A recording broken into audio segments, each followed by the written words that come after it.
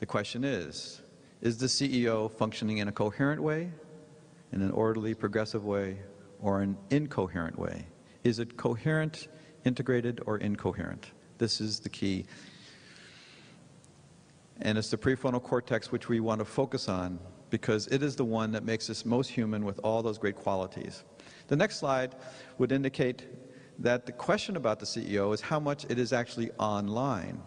Everybody has a CEO. The question is, how functional is it? The analogy here is with computer technology. When we had dial-up some time ago, some faint memory of dial-up, we thought we were hot stuff. We thought, oh, we're connected to the universe. I can do emails, I can download stuff. This is great. Now, if you think about dial-up, it's like some bad dream. You don't want to even think that we actually did dial-up at some point. And actually, broadband and DSL is only the beginning of what we're going to be able to accomplish, not only technology, but in the human brain. So the question is, being online is a relative consideration. How much online is a consideration? And of course, it takes about 25 years under the best circumstances to get anybody's CEO online. And those 25 years are those precious years that education has to help that happen. And if you ask your students, what are the responsibilities of their CEO? What are your responsibilities of your CEO? They fall into these categories. Your prefrontal cortex, your CEO, is your sense of self. It means, are your students awake? Do they have self-confidence? Do they have self-esteem? Is somebody in your classroom ready and willing to listen to you?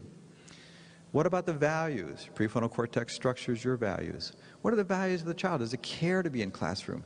Does it think is any worthwhile time being spent in the classroom? Or is he dreaming and daydreaming about after school? Once you have values structured by your CEO, what are the motivations? Will the child participate in your lesson plan? Is he motivated to actually engage the knowledge that you've prepared for him or her? And then decision making. In class, we keep structuring opportunities to make decisions. And as the CEO comes more and more online, those decisions become more mature and more comprehensive and more life-supporting and less risky. And then finally, self-control. A 2-year-old has very little self-control, but most of us outgrow that. And as we do outgrow that, we become less impulsive, less reactive, more thoughtful, more comprehensive in our ability to take what we want and move forward with it.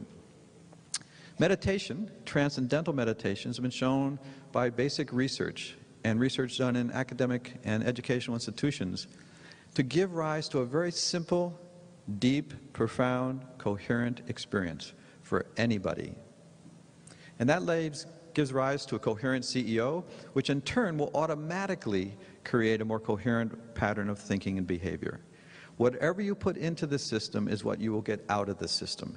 If you put coherence and orderliness into the brain and its experiencing function, you will get that out in the classroom.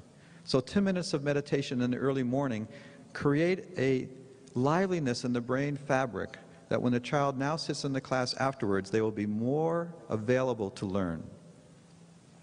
Stress, unfortunately, takes the CEO offline. Stress and accumulative stress from many sources actually dumbs us down. Stress takes us more and more offline. Alcohol is one of the most powerful ways our society has developed to handle that growing stress. Kids from the age of 3rd grade and onwards have considerable use of alcohol. It's socially accepted. But did you know that alcohol actually damages the CEO? Happy hour, the use of alcohol is only a tool to gain relief, not to solve any problem. It just turns off your CEO so you forget about your problems. You have not solved them at all.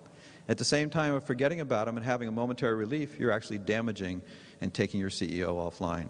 Not a useful approach.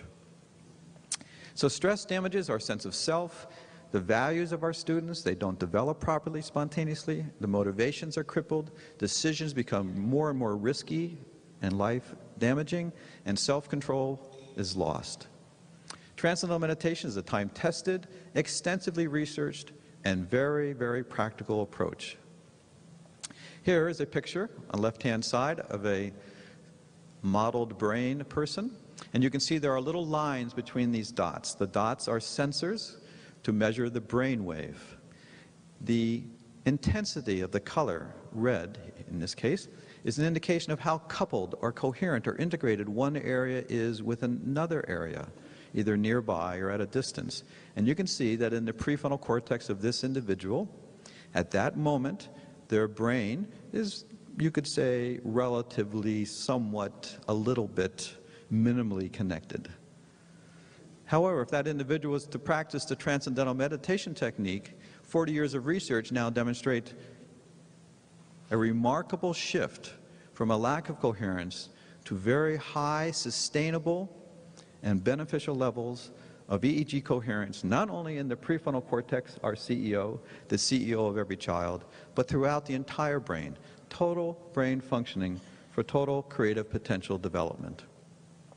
And here is a summary. It may be a little small in your viewing, but if you have a lot of coherence, and this happens through the TM technique, in your CEO, then starting with the upper right, students will be automatically more creative. They'll have more inner orientation and self-esteem. They'll have greater self-development than the average American citizen. They will have less anxiety. They will perform better in school without so much struggle and effort. They'll have more awareness, more neuromuscular efficiency and reflexes. They'll be able to compute things better, more intelligent. They won't be so darn crazy. They'll be more emotionally stable, don't have so many highs, up and lows. They'll just be more easy in this life we have. They'll be able to see and understand and imbibe bigger concepts, more abstract issues. And finally, they'll spontaneously grow in ethical and moral behavior. Not a teachable subject, something that is imbibed in the nature of a growing prefrontal cortex if you give it a chance to become coherent. So, healthy brains are coherent brains. And if you wish to have coherent, healthy brains of your students, then modern science has shown, brain research has shown, that effective education can come about through the implementation of this one simple program to make, to nourish, to complement all your existing programs. And that is the Transcendental Meditation Technique. Thank you very much.